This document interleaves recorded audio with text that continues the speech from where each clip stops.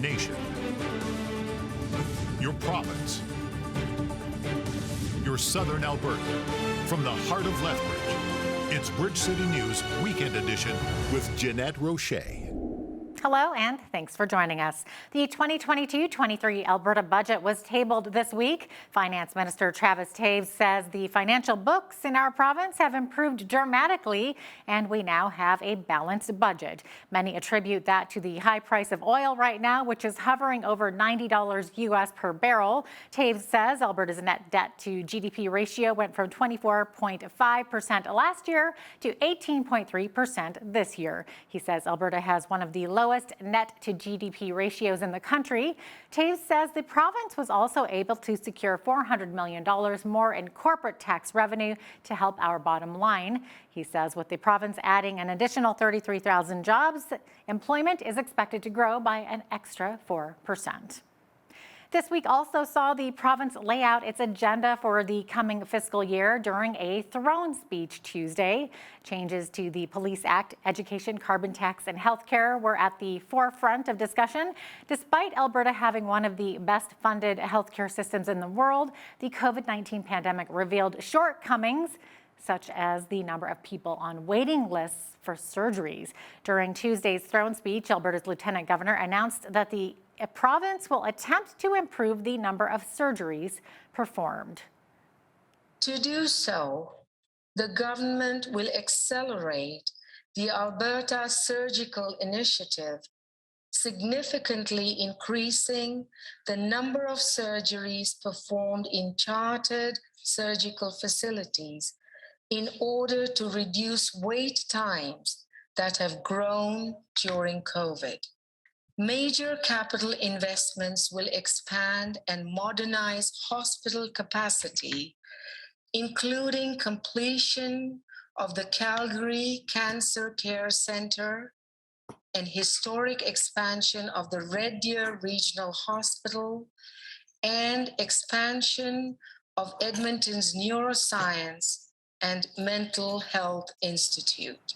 The Alberta Union of Provincial Employees represents many healthcare workers who have been affected by the strain on the healthcare system. But AUPE Vice President Susan Slade says the union isn't happy with what the government is proposing because privatization could affect the jobs of their members. It greatly affects our members. Of course, we still have that threat looming over our members within Alberta Health Services of the cuts that are being proposed there. Food services, the retail foods have already been on the chopping block. Our laundry services, of course, that affected Lethbridge and Medicine Hat. Those went to a private industry, but it is continuing care. We do have a lot of for-profit and private facilities that we have members in. However, though, we see that the model that they use, those operators, they don't have full-time care, or they don't have full-time jobs, sorry. So they're not stable jobs. There's a lot of turnover. And what it does is it makes people have to work multiple jobs and work at multiple sites. And then we saw during the pandemic, there was the one site rule. So people actually were only allowed to work at one site and really lost income and are really struggling. And this government had a perfect opportunity to help Albertans. And what they did was they chose to help their friends. Now, with that thought in mind, I know they had mentioned moving some of the surgeries into more, privatized facilities, which could alleviate the waiting time. Now, isn't it true, though, that for many Albertans, some Albertans would not have an issue at all with that? Because if you look at surgeries, for example, it means that people who have the means to pay for surgeries in private clinics, if that's the case, then it can get them off the waiting list and move others up. So isn't that a good thing for what would be the majority of Albertans? Well, so this is modeled after a similar program that Saskatchewan has, which hasn't worked because actually the waiting lists are longer, not shorter. And when you bring privatization in, there's also the level of service that you would get is lowered because there's that profit margin as well. So when you have the public system that doesn't have to have a profit margin, the care you're going to get, the service you're going to get is actually higher. What would you like to have seen out of that budget? Well, I think really, and I know most Albertans would have liked to have seen, actual services being helped out, public health care, public education. Alberta's children have suffered through the pandemic as well. We need to take a quick break, but we'll be right back with more.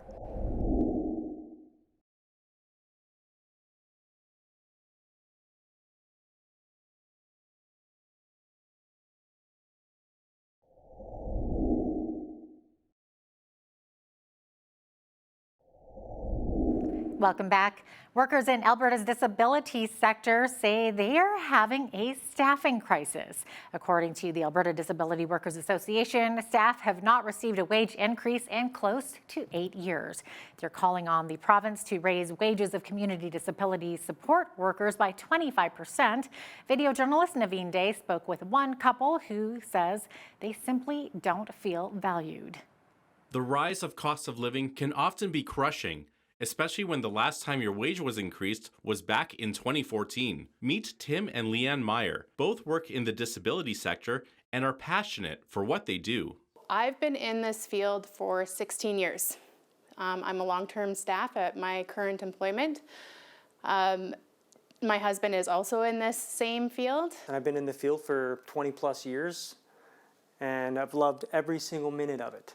We have 2 young kids that we want to give the best life we can to. Current wages right now do not reflect what it should. The struggle is we haven't gotten a raise in 8 years. And I have a family I want to provide for. And this is a career that I am passionate about. And I wanted to not do anything else. I want to just hang out with people with disabilities and give them the best quality of life I possibly can. We have a second job, and now with the rising cost of everything, we are even considering a third job. That in itself is super stressful because we went to post-secondary for this to be our career. The Alberta Disability Workers Association has recently launched a campaign called Essential But Forgotten. This is in order to bring awareness of the wage and staffing crises the workers in the sector face. They are asking for the Alberta government to increase funding so that workers can get a 25% wage increase. According to the Meyers, that amount is what is needed for them to survive and have a family life. Why are we being forgotten about? Why are we seen as not valuable? Disability service workers are needed. We are essential in the lives of the people that we support. And without us, what is going to happen to them? I honestly love the people I work with. And I love every single person. Seeing their smiley face every day. I love making them laugh. Even hearing their stories and just sharing, being a part of their life. That's what means the most to me. According to a 2021 report, the average hourly wage for a community disability support worker, which represents 89% of the workforce, is $18.76. For Bridge City News, I'm Naveen Day. Thank you, Naveen. A Lethbridge police sergeant at the heart of the Meme Gate scandal was found not guilty of 1 count of discreditable conduct Wednesday during a misconduct hearing at Lethbridge City Hall. The situation, which has made national news, stems from the WhatsApp group called the Meme Militia back in 2018, where officers sent offensive and malicious memes depicting former LPS top brass in a negative light. Sergeant Jason Moulton previously admitted to 5 other counts of guilt. During the hearing, the presiding officer said there was not enough evidence from witness testimony for this count of discreditable conduct, using tyrannical and oppressive conduct towards a subordinate. Sanctioning arguments will be heard on March 25th. Lethbridge Police Association President Jay McMillan says all of the misconduct hearings and negative media attention surrounding the so-called meme militia have taken a toll on the other members of the Lethbridge Police Service. There's a bit of a hangover effect from all of that attention and all of that negativity, and it weighs heavy on the shoulders of the men and women who work here. We just need to keep moving. Meanwhile, the Lethbridge Police Service just can't seem to catch a break. This week, past complaints of bullying, sexism, harassment, and gender discrimination came out from some civilian members of LPS. Many of the complaints stem back to 2019, prior to the current chief taking the reins in 2020. However, complaints are also filed as recently as 2021 from the Records Management Department. According to reports, workers in that department claim they feel like second-class citizens and that their complaints have brought upon retaliation. That's absolutely not true. I know since my arrival here a year and a half ago, I've made it very clear to them. I've spoken to practically every civilian employee one-on-one to express my gratitude in what they do and show the respect that we have for them. Since Russia's invasion of the Ukraine this week, all eyes have been on Eastern Europe. After the break, we dive into what this could mean for the rest of the world and to us here in Canada. Stay with us. We'll be right back.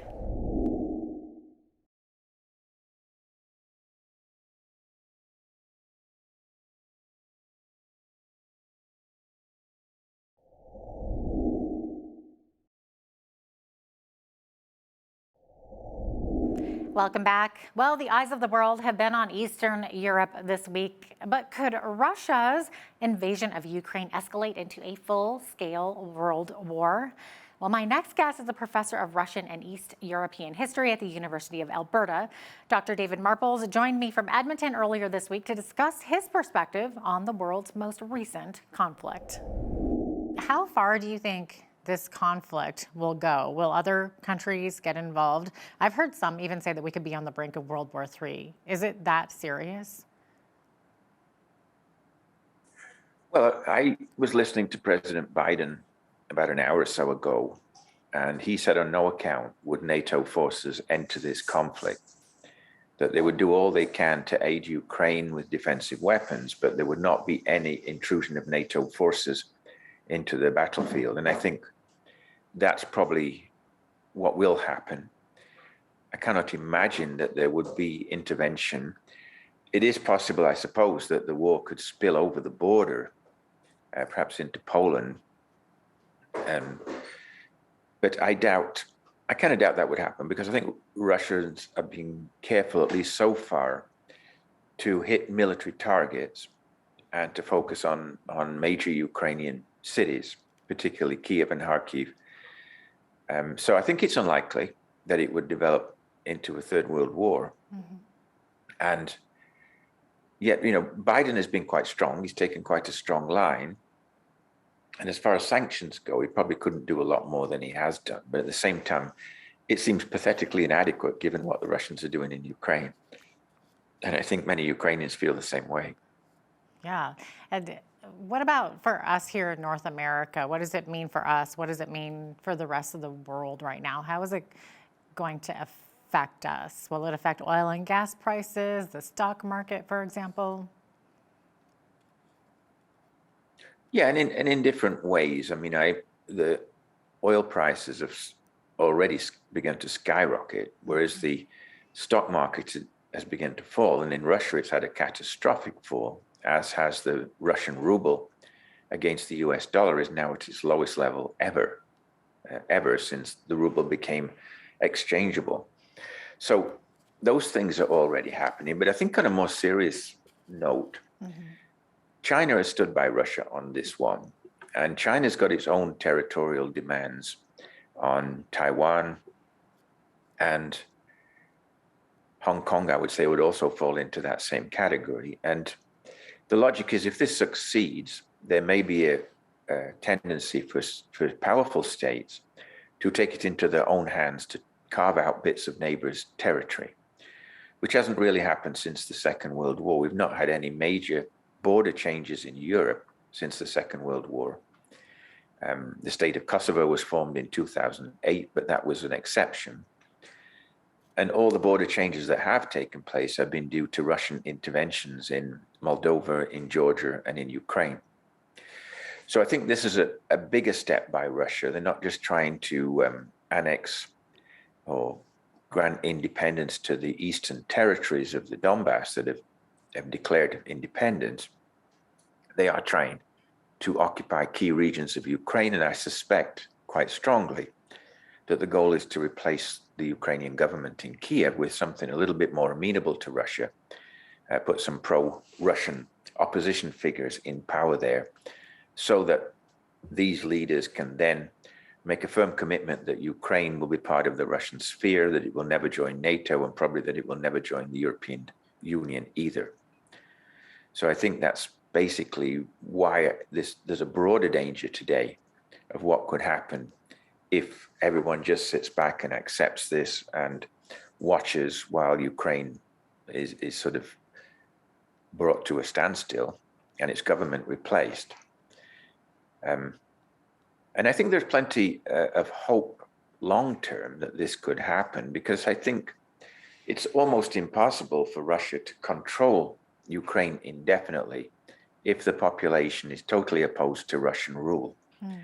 And there are precedents. I mean, they tried very hard in Afghanistan for nearly 10 years to have a pro-Soviet government or pro-Russian government there, and completely failed. And here, I think the same again. Ukrainians are looking westward, and they have a different attitude to Russian mainstream, actually.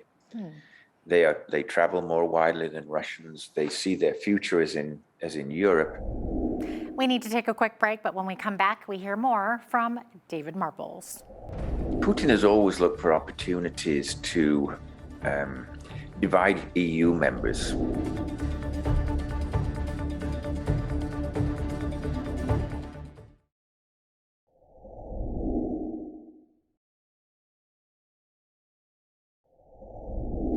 Welcome back. Now here's more of that conversation with Dr. David Marbles.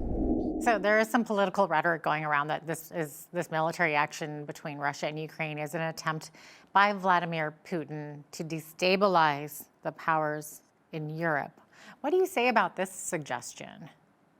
Well, Putin has always looked for opportunities to divide EU members, for example. And he's formed close relationships with the Hungarian president, Mr. Orban. He's also been on pretty good terms with Germany for most of his time in office, and especially as a trading economic partner. But he's not really tried to undermine Europe per se. Okay. I think his focus is particularly on Ukraine and the fact that Ukraine is moving out of the Russian orbit and would prefer to be associated with European structures, and more recently, a member of the NATO alliance. I mean, that's a legitimate question.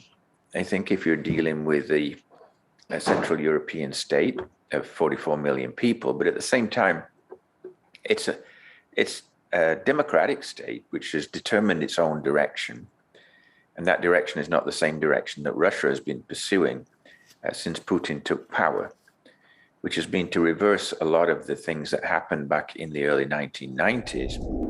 The trucker convoy may be gone, and the rallies in Alberta along Highway 4 near the Coutts border have dissipated. But while covering the rallies and blockade, I came across an interesting little story about a closed-down saloon in the tiny village of Coutts. The business had been shut down due to COVID restrictions, but strangely, the rallies and protests brought it back to life. Take a look. The saloon was sold this year or last year and shut down, and the owners are out of province. I don't know the name of the owners. So we come to an agreement. When we rolled in, it was, are we going to be there for a day or 2 days? We never could have guessed we would have been there for 17, 18 days. Right. So it was, we made an agreement, day by day rental agreement for a considerable amount of money. I would say the second week that we were there, we received notice that the owner's wife passed away. I don't know the circumstances to her passing away, but unfortunately, they were not able to, and I have to be careful here because I don't know whether this is 100% true, but I know there was some COVID restrictions in place that didn't allow them to be together at certain times, and it made it very difficult as a couple who had spent their life together. So again, another tragedy due to the emergency measures and COVID mandates countrywide.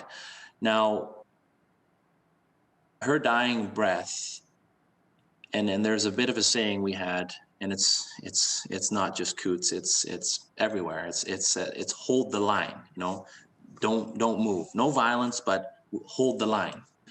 And that's she mentioned that, and as a result of that, the owner, he said, from now on, you guys have my full support, and the rent is free.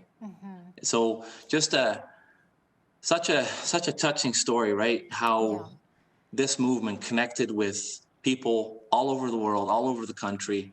And it's not just about politics. It's about people fighting their own little battle the last 2 years or longer, and now having something to connect with, having a place to share their stories. And that's what this is about. This isn't. And just so people understand, this was a saloon that had been in business. I believed it had to shut down because of COVID restrictions. So it was just kind of an empty this is a building smuggler sitting saloon. there. And you guys wanted to rent it just as sort of a headquarters for rally people, protesters to go and congregate, basically.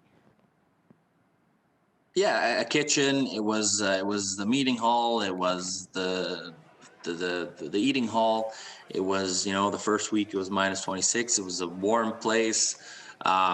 It was the center of the operation. It's where families mingled, where protesters mingled. Many stories were told in that hall, and you know, it in that saloon. And you know, it was recently shut down, so it wasn't completely cleaned out. Tables, chairs, we fired it up and we used it for ourselves for 17, 18 days. But that building has a place in history now. We need to take a quick break, but we'll be right back with more local stories from Southern Alberta.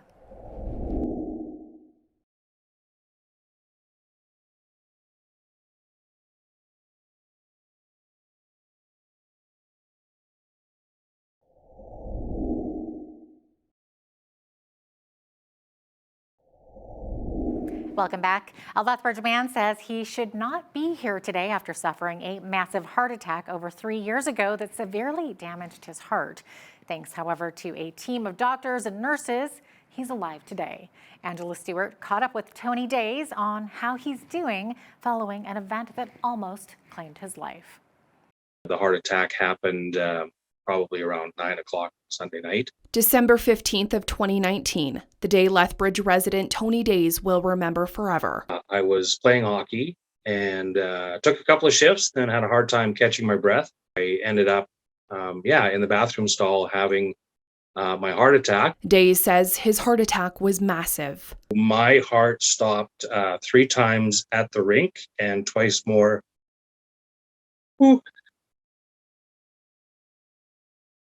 Twice more in the emergency room. Doctors call the heart attack DEYS suffered the widowmaker, where the left anterior descending artery becomes 100% blocked. It was a big one, and I've always said I shouldn't be here. By all rights, I shouldn't be here.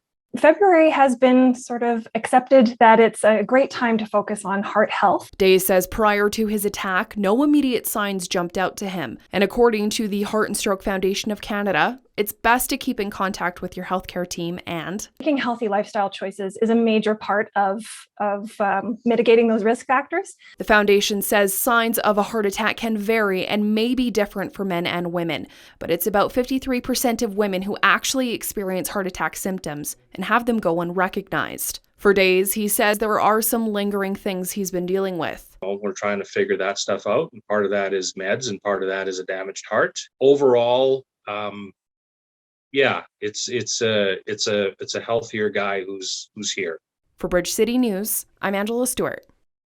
The city of Lethbridge is receiving $4.9 million from the federal government as an alpha site for a technology pilot. The new initiative will see Help Seeker Technologies create a one-stop shop for those who are looking for social supports and for those offering similar services. Officials say this is the first of its kind of this kind of platform designed to help transform the social safety net to deliver improved and equitable social outcomes. The platform will be co-developed and implemented in the Lethbridge community. Well, the 2022 International Peace Powwow and Festival took place this past weekend. Indigenous dancers gathered at the NMAX Center to promote healing for First Nations in Southern Alberta and compete for prize money during the competitions. As Micah Quinn explains, an honor guard led out a delegation to mark the very special event.